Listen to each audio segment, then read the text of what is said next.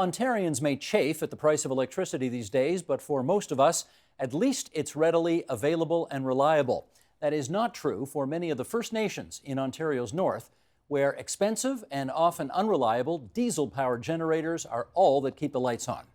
The Wataynikaneyap Power Project promises to change all of that for 17 remote First Nations communities by the year 2023. And here to explain how and what connecting to the provincial grid will mean to these communities, we welcome Scott Hawkes. He is president of Wataynikaneyap Power and president and CEO of a group called Fortis Ontario. Margaret Kinnikwanash, chair, Wataynikaneyap Power, and John Cutfeet, board chair, Sioux Lookout First Nations Health Authority and communications officer for Wataynikaneyap Power. And it's great to welcome you all here to our studio, particularly those of you who drove 4.5 hours from your reserve to get to Thunder Bay so you could take an hour and 40-minute flight and then probably another 40 minutes in the car to get to our studio. So thank you. I know it was not easy to get here. Let's just start with this. We've got a 2-minute little explainer video that we're going to play off the top to get everybody up to speed on the background, and then we'll chat. Okay? Roll it, please, Sheldon. There are 25 remote First Nations reserves in Ontario that are not connected to the provincial electrical grid. Instead, they rely on diesel generators for electricity, and those generators require fuel to be trucked, shipped, or flown in.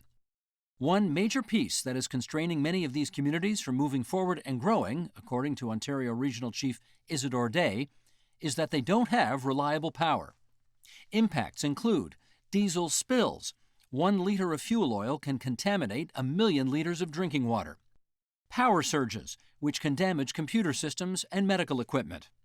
Blackouts, which can shutter schools and community centers and leave residents without a grocery store for hours on end. A reliance on wood-burning stoves, which can cause respiratory issues, especially among infants. Not having enough power to build new homes or community infrastructure. And, in one instance, having to close the local hockey rink in the middle of the season. Hopes for reliable energy come in the form of the Watay Transmission Project, a $1.35 billion First Nations-owned transmission line that will connect 17 of these 25 remote communities. There are 2 phases to the project. Phase 1 is a reinforcement of an existing line from Ignace to Pickle Lake. It's slated to be completed by the year 2020. Phase 2 will connect the 17 remote First Nations communities to the provincial electrical grid. 1,500 kilometers of transmission line will extend the grid through 2 main arteries, Red Lake and Pickle Lake. The end of the line is scheduled to be completed by the year 2023. But reliable energy could come sooner for those reserves located further south. The project, once completed, is expected to provide reliable and clean energy for more than 10,000 people. Okay, there we are. Very involved, very expensive, but very necessary. So, Madam Chair, I want to start with you. Okay. What does it mean to live without access to reliable electricity? Well, for most of our communities, it's a situation where you operate or you get energy from diesel generator, and most of our communities, if the generator is at capacity, it means that there's frequent power outages. It means you cannot connect homes for families that are in the community. It means that our communities cannot pursue other opportunities like economic and business opportunities. What's the longest you've gone with no access to power? One of our communities that I work with, say Waterman Lake First Nation, at one point during Christmas time, they had a power outage. Their 1 meg diesel generator had stopped and had to be fixed. So it took about 4 days, 5 days. So they had to go down to a 250 meg just to keep the power running, but they couldn't have no Christmas lights, nothing. So it depends on the frequency of the outage and depends what the breakdown is, if there's any kind of major replacement that's required.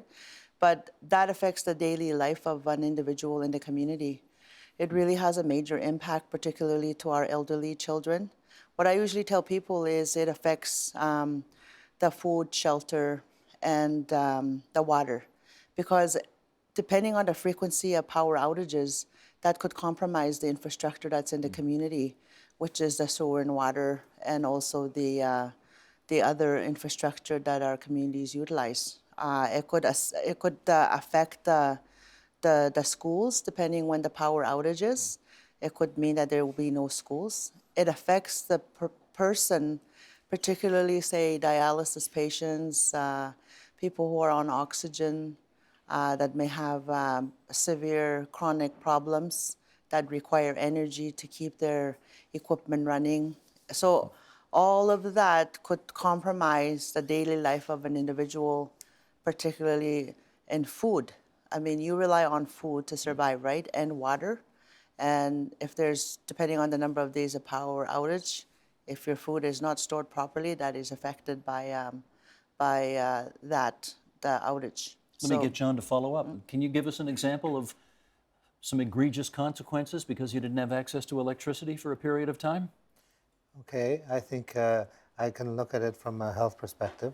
Margaret did mention that it impacts the daily life of people living in the communities when there's a power outage. We were in one of the communities just recently, and we were the power had just gone out when we got there. And so most of the day we were sitting in a dark gymnasium. What time of year was it?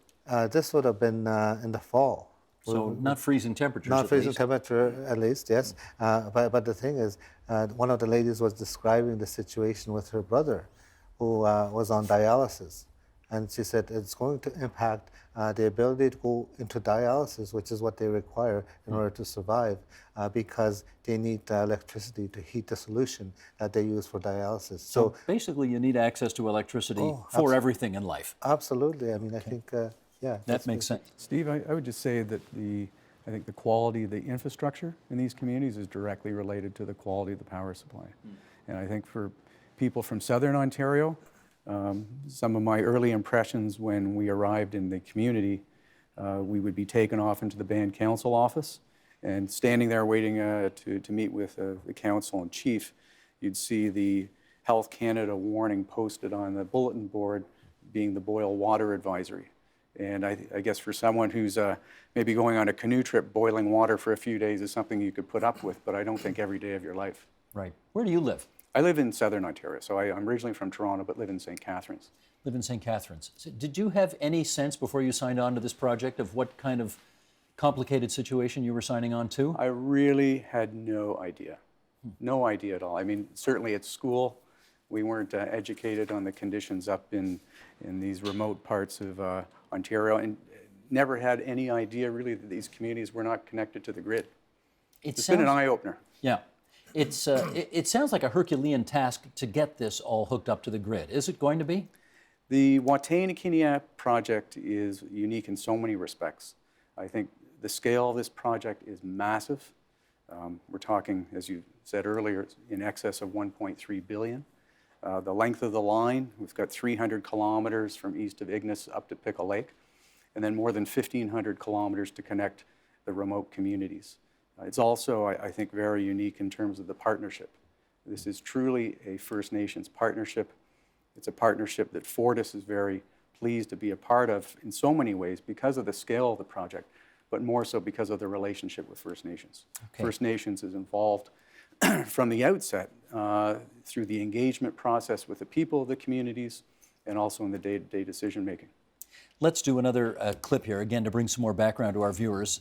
John, you're from Big Trout Lake, First Nation. Here is a clip from a video made by Watay Power featuring one of your band counselors, Jeffrey McKay. Let's roll that, okay? Sheldon, please.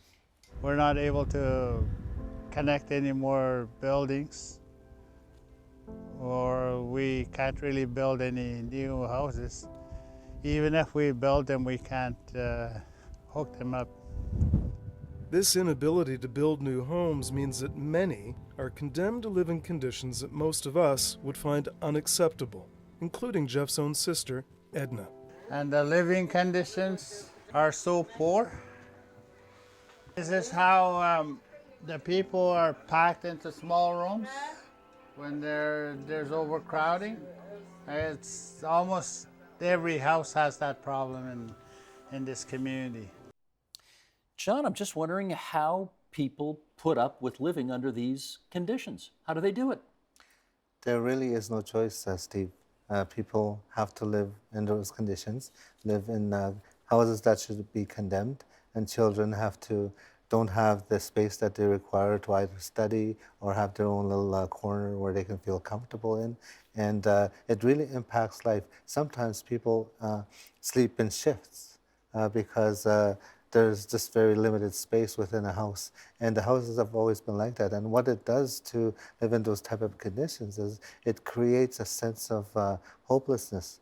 We see all the wonderful things on television in society of how wonderful homes look like and all the great things going on, and you don't have access to that. If, Margaret, if you had access to reliable, safe power, how would it change your life? Well, I mean, I think most of our communities right now are in dire situation to improve the living conditions of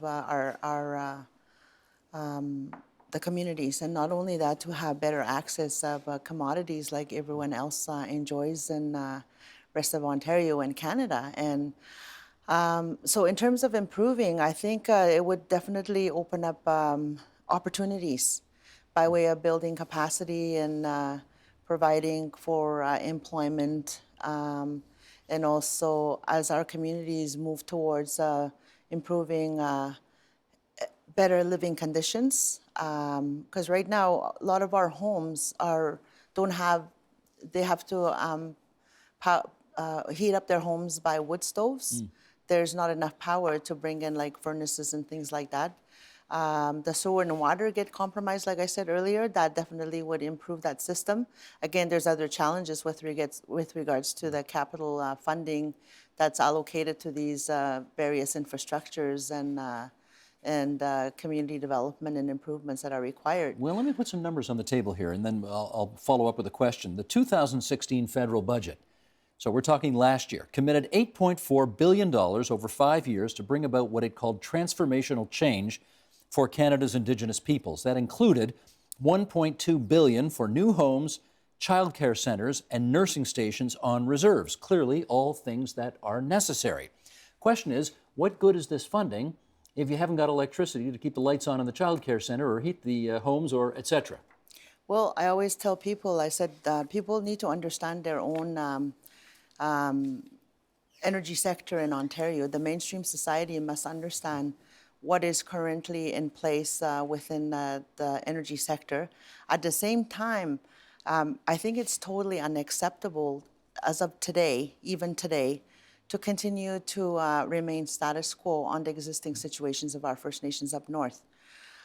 With all that money that the government is throwing at doing interim or short-term improvements on any capital infrastructure in the communities, I tell people, I said, you know, that has to stop, because we're not really investing the money into long-term solutions where we enable our First Nations also to capitalize and move forward towards sustainable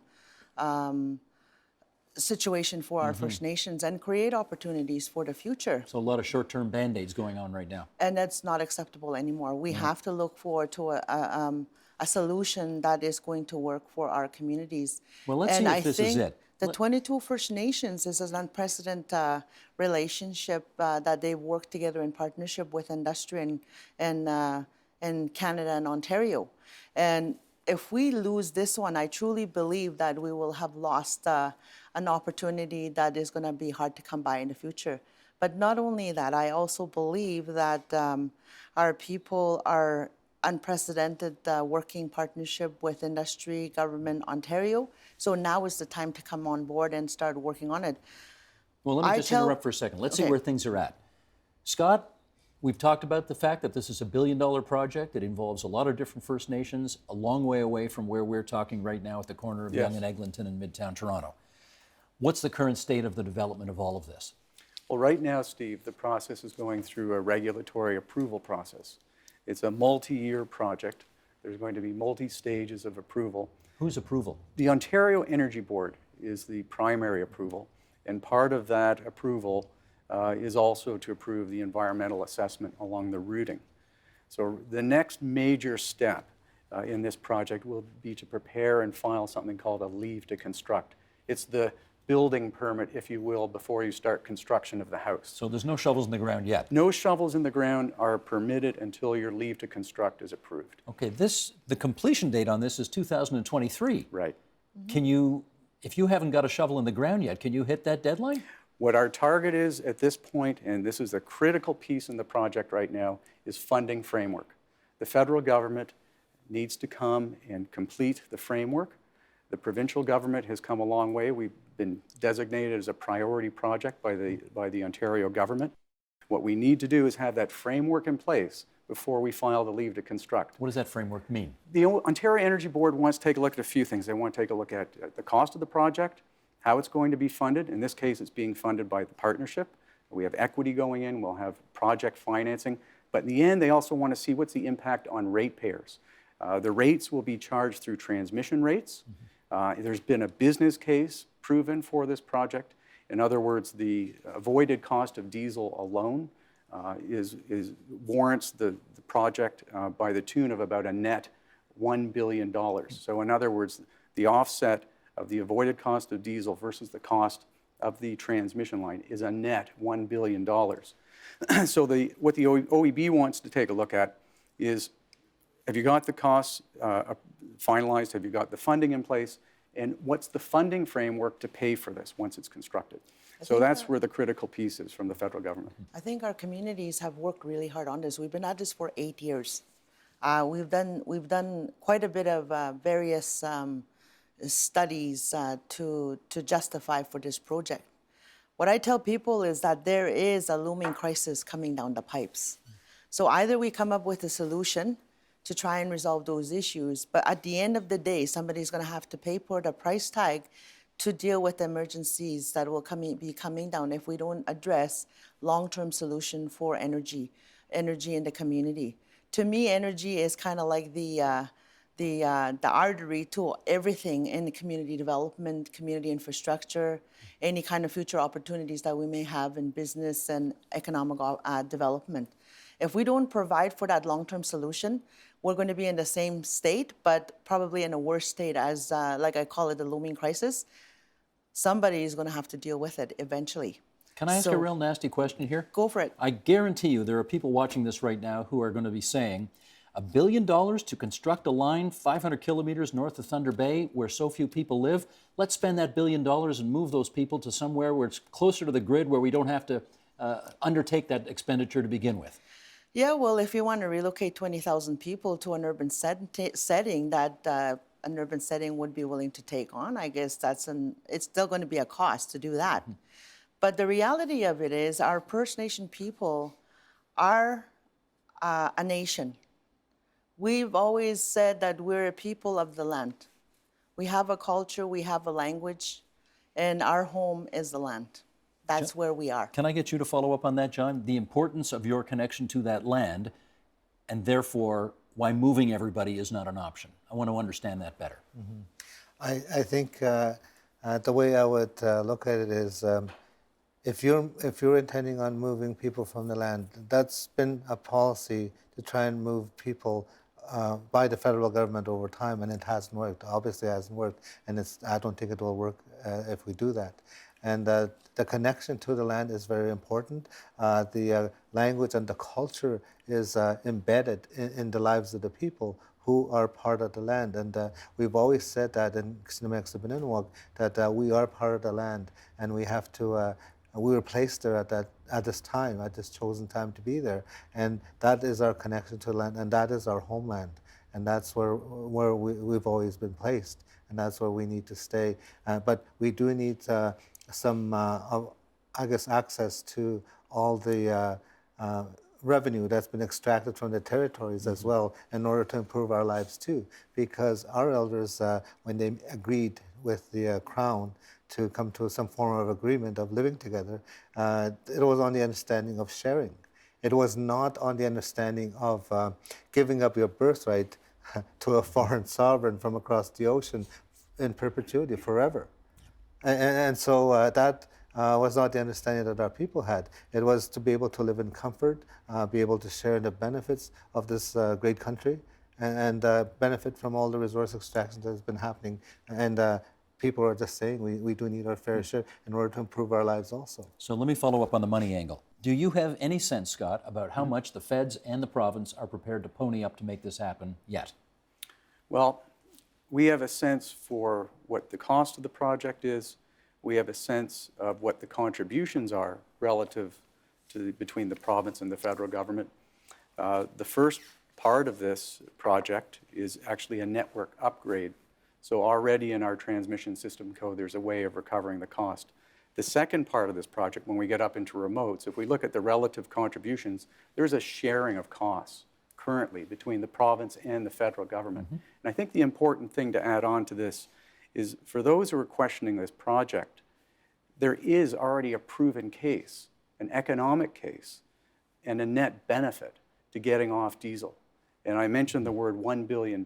That's before you add on the socioeconomic benefits, which are, improved health, reduced greenhouse gas emissions. If you add those benefits on, improved education, economic development opportunities, it's about $1.8 billion. So the way I would also say is that the current amount of money that is being spent on Band-Aid solutions and the current amount of money that's being spent through the local distribution to maintain diesel generators and what's currently being subsidized by ratepayers today, and also the consistent capital upgrades that will be required. What does all to that keep add up to? The capital upgrades, we were estimating something like a range of $90 million a year. And with the ratepayers towards the LDC is about $38 million a year. And that's basically thrown away money. Doesn't Pretty get you much. closer to a permanent solution. That's exactly what it is, because a lot of our communities, the diesel generators that are in the community can only go up to a certain capacity, and then once you're at that capacity, then That's you it. have to go for an upgrade, which can range from anywhere from $7 to $11 million. Margaret, let me follow up with this. We remember that map we saw at the beginning of our conversation, northwestern Ontario, those red squares on the map, the 25 First Nations communities, I gather, that are up there. How many of the 25 have you got signed on to this project? 17. 17 of the 25. Do you need them all to sign on before this makes sense? No, the mandate that we currently have is 17 First Nations who are part of the Wataynikaneyap Power. And we're pursuing this because a lot of our communities cannot wait for other First Nations to decide whether they want to sign on or not. But we do keep it that if there's an interest in from these communities to be part of it, we're more than willing to continue to engage and also invite them to be part of the project. Scott, what's your understanding about what percentage of all of those communities you need signed on before this truly makes economic sense and you can go forward with it? As I said, the case has been proven with the existing membership. So that's how many? 17? Well, we've got 17 remotes, and there's a total of 22 members in Wataynikaneyap. That on its own is enough to move forward with the project. enough to I go. think, though, what Margaret's expressing is that the approach for Wataynikaneyap Power is to keep the door open. The door has been kept open. And, Why and haven't the others signed on yet? discussions are going on with other communities at this time. So, the door hasn't closed. I guess it takes time for the communities to make the right decisions for themselves. One of the uniqueness of this project is, as a proponent, we understand the nature of community protocols and principles.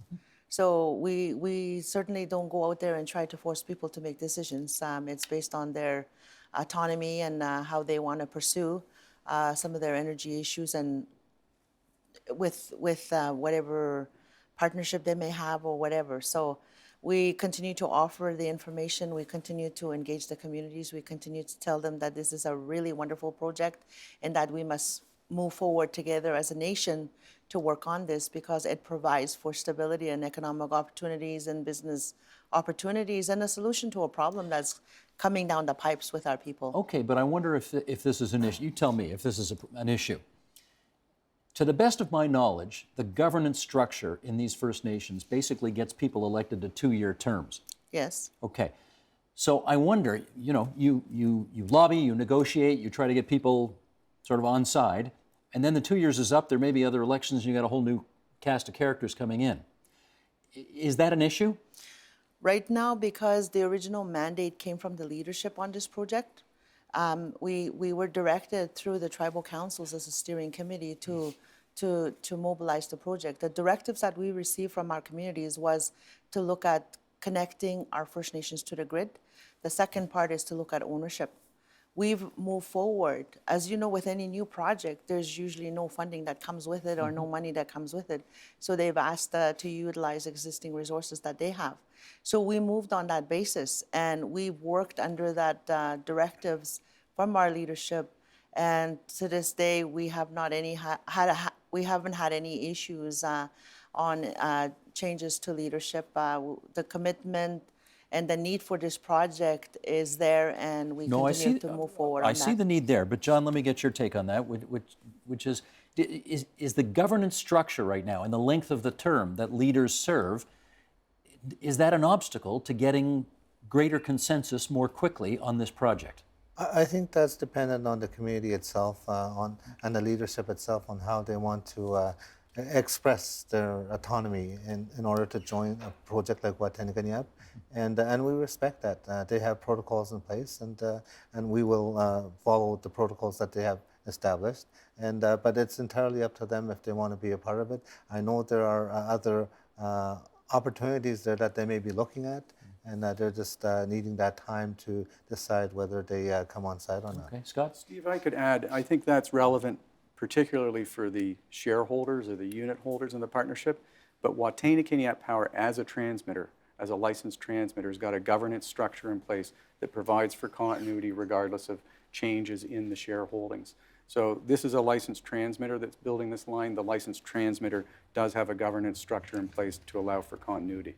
Okay, We do also have a unique approach to our community engagement efforts, which may be slightly different to a regular proponent per se on a project.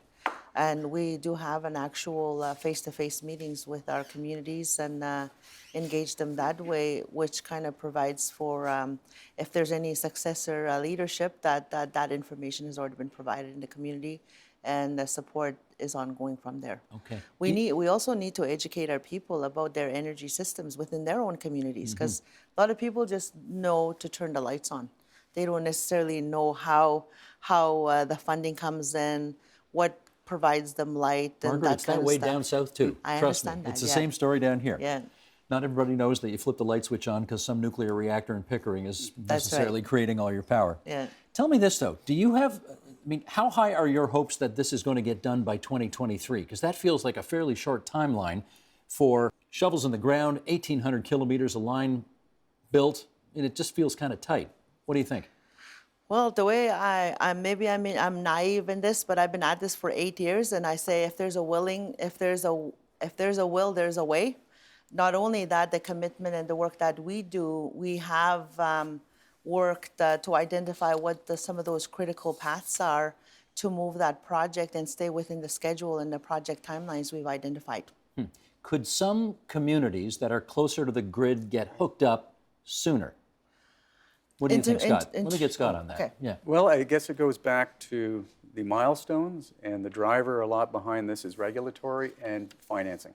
In the case of, you were talking earlier about Pikangikum, we've been able to get advanced financing from Indigenous and Northern Affairs Canada, and that's why that project has jump-started. In fact, that one will be operated at a distribution voltage, a lower voltage, and won't require a leave to construct. We may be on the ground as early as this fall doing clearing for that line to be built. Dependent, of course, on INAC funding. INAC, Indian and Northern Affairs That's correct.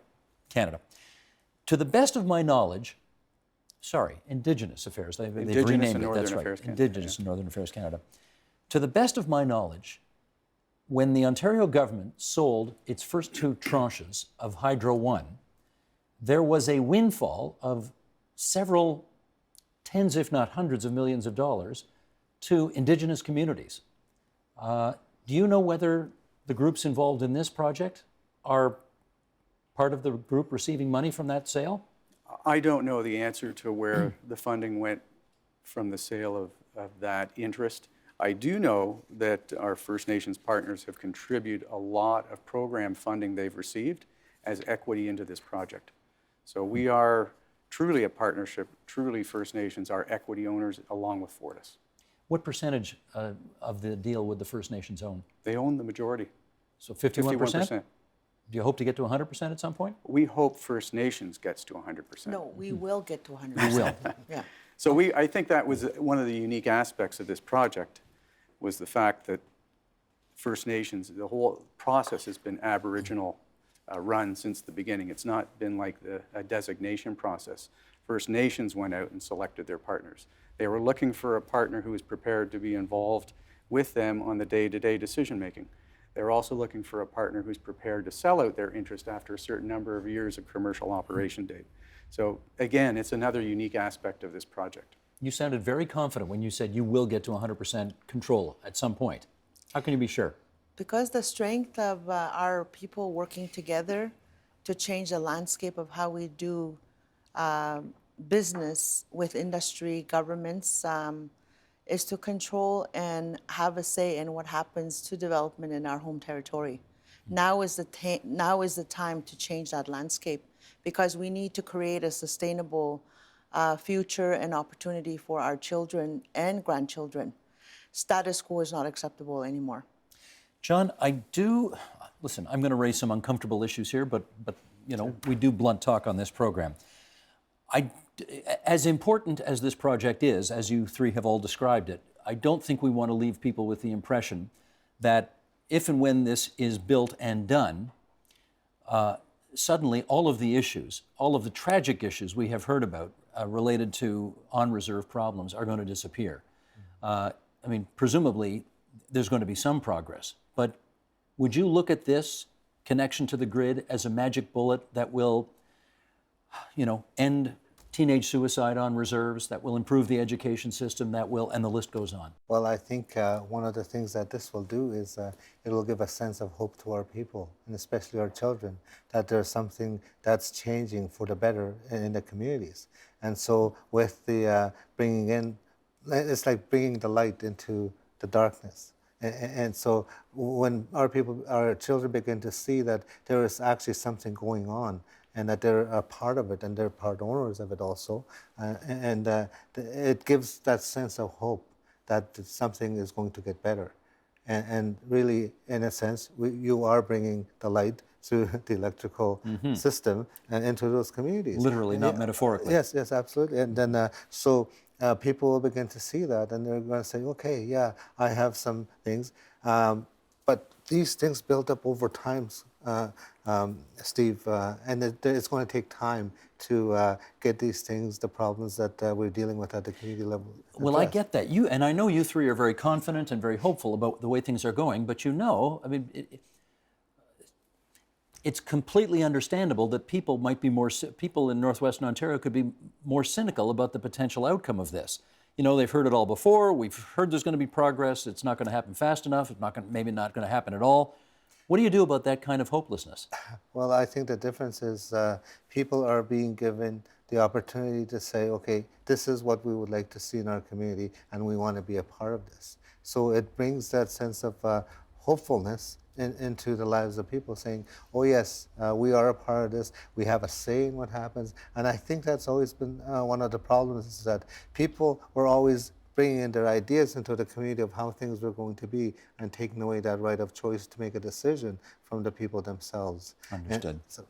I want to thank the chair of Watay Power, Margaret Kennequinash, and Scott Hawkes, who is the president of Watay Power and president and CEO of Fortis Ontario, and John Cutfeet, board chair at Sioux Lookout, First Nations Health Authority, and the communications officer for Watay Power.